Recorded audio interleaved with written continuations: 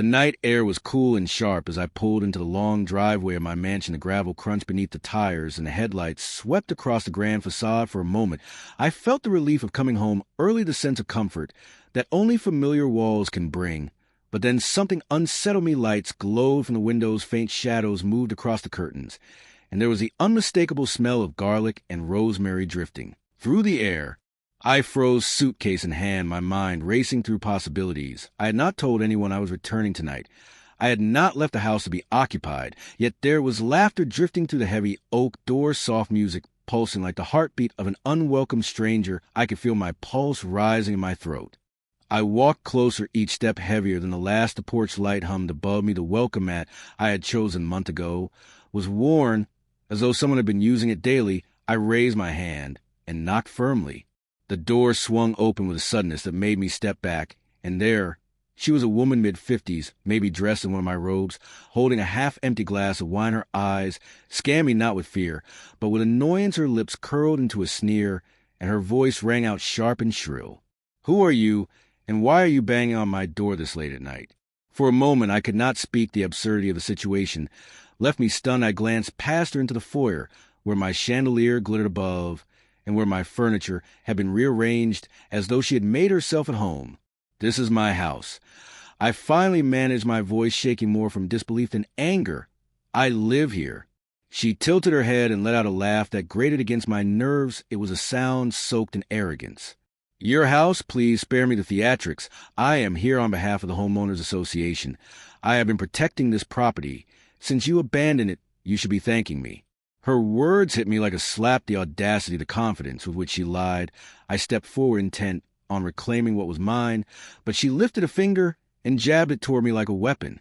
"Not another step, or I will call the police. Trespassing is a crime, and I will not be intimidated in my own home." The phrase "my own home" echoed in my skull. She had claimed it with such certainty, as though by living here for 2 weeks she had erased my years of ownership. I felt the first surge of anger rise hot in my chest, but I forced it down, choosing reason over rage. "Look, I can prove this. I have my identification, the deed, everything." I pulled my wallet from my pocket, fumbling with the leather.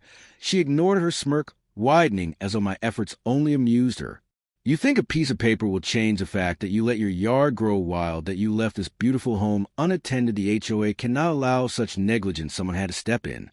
The twisting of reality was so outrageous, it almost felt rehearsed. I searched her eyes for a hint of doubt, a flicker of conscience, but found only smug certainty. She believed her lies, or at least wanted me to. I took a breath, trying to steady myself, but before I could speak, she lifted her phone, her thumb already moving across the screen. "Enough. I am calling the police right now. You can explain yourself to them. Maybe they will believe your little story, but until then, get off my property." The word stung deeper than I expected. My property stolen. By her voice twisted and poisoned into something she believed was truth. She pressed the phone to her ear, her face transforming into a mask of mock fear. "Yes, hello, police. There is a man at my house. He is trying to break in. He is aggressive. I fear for my safety. Please hurry." Every word she spoke felt like another stone piled onto my chest. My protest fell flat against her performance. Her crocodile tears, the false tremor in her voice. She hung up, quickly turning to me with an expression of triumph. "They are on their way, and when they arrive, you will regret stepping foot on this porch." I stood in silence, the suitcase at my feet, the chill of the night pressing against my skin, the music still humming softly from within my home. I wanted to shout, to push past her, to drag her out into the street, but the sight of flashing lights approaching from the distance stopped me cold. The red and blue glow painted the driveway, stretching across the walls of the mansion, the sirens growing louder. Each second my stomach twisted as realization set in. I was about to be treated as a stranger in my own house. Kerren stepped onto the porch, crossing her arms with a look of victory etched into every line of her face. She whispered just loud enough for me to hear, "Game over." The police car rolled to a stop, the light strobing across my stunned expression, and the image burned into my mind, her smile wide and cruel, as though she had already won the war before the first battle had even begun. The officers stepped out of their cruiser, their flashlights cutting across the driveway. One of them approached with cautious authority, while the other hung back, hand resting on his belt. Kerren wasted no time, rushing toward them, her voice rising with a desperate tremor that I knew was entirely fabricated. "Thank goodness you are here. This man broke into my home. He has been harassing me, and I was so frightened." The officer raised a hand, signaling her to calm down, then turned to me, his eyes narrowing as they settled on the suitcase at my feet, and the stunned expression frozen on my face. I tried to speak quickly before her lies could sink any deeper. This is my house. I have the deed in my briefcase and my identification. I just returned from a trip and found her here. Kerren gasped, dramatically clutching her robe tighter around her shoulders. Listen to him spinning stories. He has been obsessed with me ever since I took responsibility for this property. The HOA approved it. He cannot accept that someone competent is finally caring for this place. The audacity nearly stole the breath from my lungs, but I forced myself to remain calm, fumbling through my bag, until I pulled out a folder. I held it out with steady hands, the papers rustling in the night breeze. Everything is right here. My name is on every page. Please check. The officer accepted the documents, flipping through them under the beam of his flashlight. His expression gave me hope for a moment, but Kerren was relentless. She stepped closer, her voice rising to drown mine out. Of course, he carries around fake papers. Anyone can print something that looks official, but look inside, and you will see my belongings, my clothes, my groceries. I have been here for 2 weeks. The neighbors will confirm it. The officer shifted uncomfortably. His partner moved toward the house. To verify her claim, minutes dragged like hours until he returned, nodding grimly. She is right. There are signs of occupancy. It looks like she has been living here.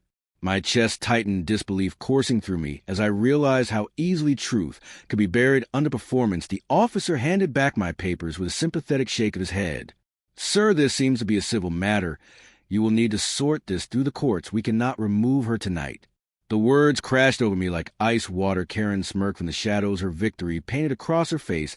I wanted to shout to demand action, but the futility of it was clear. They would not help me, not tonight. I left with the weight of humiliation pressing down, every step heavier than the last hotel room. I checked and felt cold and sterile. I lay awake staring at the ceiling, my fists clenched. The image of her lounging in my home burned into my mind. Rage gnawed at me, but beneath it simmered something sharp of the recognition that logic and fairness would not win against someone like her. The next morning I returned to the neighborhood, determined to gather clarity, but what I found only deepened the wound. Kerren was strutting across the lawn, speaking to a group of neighbors as though she owned the entire street. She waved her hands, dramatically telling them how she had rescued my mansion from neglect, her words flowing like poison. He abandoned it, weeds taller than children, mail piling up. I could not stand by while property values collapsed, so I stepped in like any responsible homeowner. Would the HOA should be thanking me? Several neighbors nodded, others looked uncertain, but none confronted her. She had already begun weaving her version of reality into the community. I stood at a distance, feeling both rage and betrayal. I called the HOA directly, hoping that logic would prevail, but the board seemed uninterested. They echoed Kerren's claims about neglected landscaping and absentee ownership. One even suggested she had done me a favor. The call ended with a cold warning that repeated violations could result in fines. Each conversation, each denial only deepened the truth. Kerren had seized not just my home, but my reputation. She hosted gatherings inside my walls. I could see cars lined in the driveway at night, music echoing across the neighborhood. Her arrogance had no limits. I hired an attorney, desperate for immediate relief, but the process was slow. The law did not move at the pace of injustice. Every day she remained inside felt like another knife twisting deeper. When I confronted her on the sidewalk, she met me with a smile sweet as venom. By the time your lawyers finish their paperwork, I will have redecorated the place. You should be grateful. At least someone appreciates your house. The laughter that followed her words chased me down the street, burning hotter than any insult I had ever endured. I spent nights sleepless, replaying every moment in my head. Each scene sharpened the lines of her arrogance, each memory etching deeper the resolve within me. She thrived on attention, on power, on the belief that she could twist truth into her weapon. If I tried to fight her with reason, I would lose again and again. For days I watched her from a distance, observing her habits, her weaknesses, her hunger for control. It became clear that direct confrontation was pointless, but something else stirred within me, a spark that grew with every smirk she cast in my direction. She believed she had won, but arrogance is always a crack in the armor. As the sun set on another day of false smiles and stolen power, I sat in my car outside the mansion, watching her silhouette dance through the windows. She thought she was untouchable, but in that moment, I knew the war was far from over. Logic had failed me, but strategy was about to become my weapon, and for the first time since returning home, a thin smile curved my lips. The shift came quietly one evening as I sat in my car crossing the mansion, watching the windows glow with warm light. Kerren's voice carried through the night loud and brash as she barked orders at delivery men unloading cases of wine. She thrived on spectacle, every gesture exaggerated, every word meant to draw attention. I realized then that her hunger for admiration was not strength, but a weakness, a flaw I could use. I began with observation, moving like a shadow in my own neighborhood. I tracked her habits, the times she left for the store, the hours she spent gossiping on her porch, the endless phone calls. She made anyone willing to listen, each detail I collected became a piece of a puzzle, her arrogance, blinding her to the possibility that someone might be studying her as carefully as she studied herself. One afternoon, while she paraded around the lawn shouting at a gardener, I installed discreet cameras around the perimeter of my property, hidden in plain sight, within shrubs, and lanterns of feed streamed directly to my phone, and within hours the footage began to tell its story, Kerren berating workers, screaming at children, who wandered too close to the lawn, boasting to neighbors about how she alone saved the community from my negligence, her words venomous, her tone dripping with superiority. The first clips I leaked were subtle, a short video of her screaming at a delivery driver when he placed a package on the wrong step, posted anonymously to a neighborhood forum. It spread. Quickly comments flooded in mocking her theatrics. By nightfall, someone had already given her the nickname HOA Queen, and it stuck. Kerren noticed the whispers, the sideways glances, but she pressed harder, desperate to maintain her throne.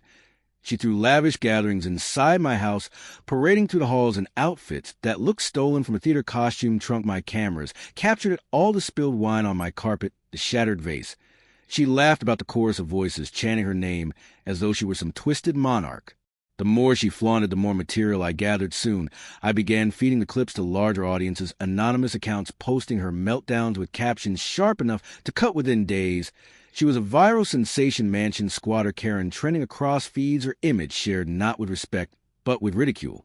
I watched from my hotel room the glow of my phone illuminating her downfall as comments poured in, strangers laughing at her tirades, neighbors recording her tantrums, reporters beginning to sniff around the edges of the story. Kerren tried to double down, telling anyone who would listen that the world envied her authority, but her denial only made the laughter louder.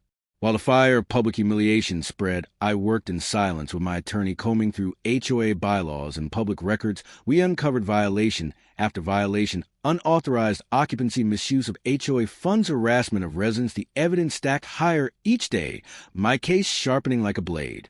Still, I could not resist striking at her ego in small, delicious ways. One night, while she slept, I slipped into the yard, not to reclaim, but to remind her she was not untouchable. I switched the Wi-Fi router with a locked replacement, canceling her access in minutes. I contacted the cable company to suspend service, citing suspicious activity.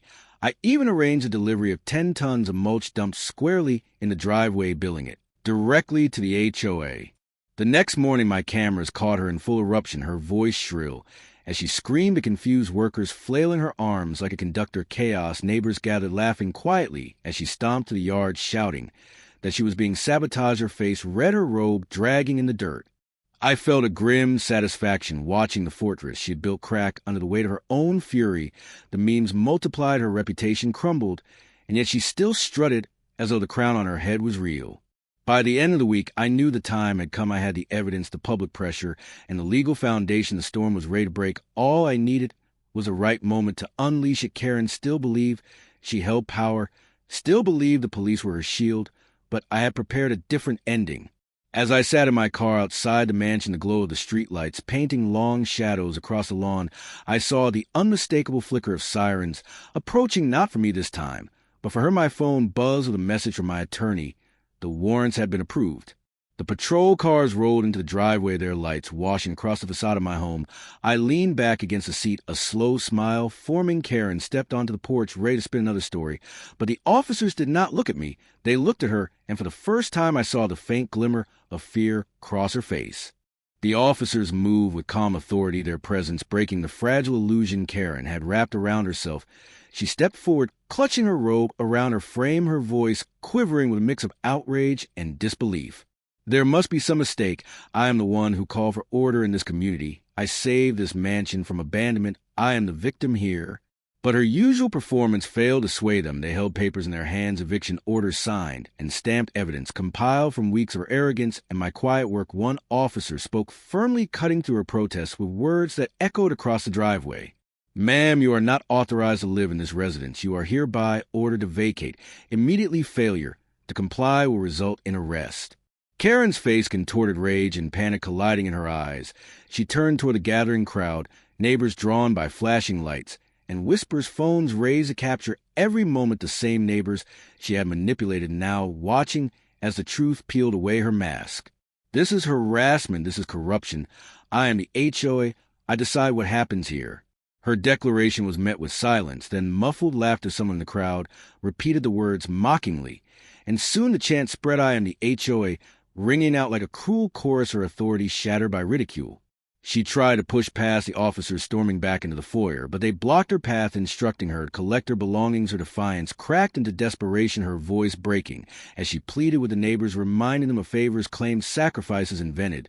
But no one came to her defense. The cameras caught every tear, every shriek, every frantic motion. Inside the mansion, she scrambled, stuffing clothes into bags, knocking over bottles of wine, the robes slipping from her shoulders, her dignity unraveling with each step. When she emerged again, the crowd erupted in jeers. Someone shouted that the queen had lost her castle. Another waved a phone screen, showing her own viral videos playing on loop. The officers escorted her down the driveway, her bags dragging across the gravel, her protests drowned by the laughter that followed her. I stood at the edge of the crowd, silent, the papers in my hand heavy with vindication. As she was loaded into back of patrol car, eyes locked on me, burning with hatred and disbelief. Days later, the fallout spread like wildfire. The HOA board fractured under investigation, funds mismanaged, bylaws ignored several members, resigned and disgraced. The same neighbors who once whispered against me now approached with apologies, gratitude, even admiration. The mansion no longer felt like a battleground, but a home reclaimed. Kerren tried one last desperate act, filing a lawsuit claiming emotional damages. The courtroom buzzed with anticipation as she spun her tale, but the judge cut her short, raising an eyebrow at the absurdity. "You live in a house you did not own for 2 weeks while throwing parties and posting online, and you believe you are owed damages." The laughter that erupted in the courtroom sealed her fate, the case dismissed without hesitation. She stormed out once again, pursued by cameras. Her humiliation etched deeper into public record. Back in my mansion, I stood in the foyer gazing at the chandelier that had once illuminated her arrogance. The air felt lighter, the silence no longer suffocating, but peaceful. The house was mine again in every sense. Neighbors came with kind words, some with small gifts of recognition that justice had been served. On the porch, one evening, a group gathered chatting about the saga. Someone asked if I would ever feel comfortable leaving again. I smiled, shaking my head. "Next time I go on vacation, I will leave the lights on, but not for Kerren." Laughter rose around me, warm and genuine, a sound that belonged not to spectacle, but to community. The mansion glowed softly in the twilight, the scars of intrusion fading, replaced with a quiet certainty that arrogance had been defeated. Weeks later, as I drove past a small apartment complex, I noticed a sign planted firmly in the ground for rent. Taped across the window was a torn piece of paper with her name still faintly visible. Neighbors pointed and laughed, remembering the woman who once declared herself queen of the HOA, her reign reduced to a bitter memory. I drove on the night air, cool against my face, a sense of closure. Settling in Kerren, had believed she owned my world, but in the end, she could not even hold her own. The mansion stood strong behind me, and with every mile forward, the weight of her shadow disappeared.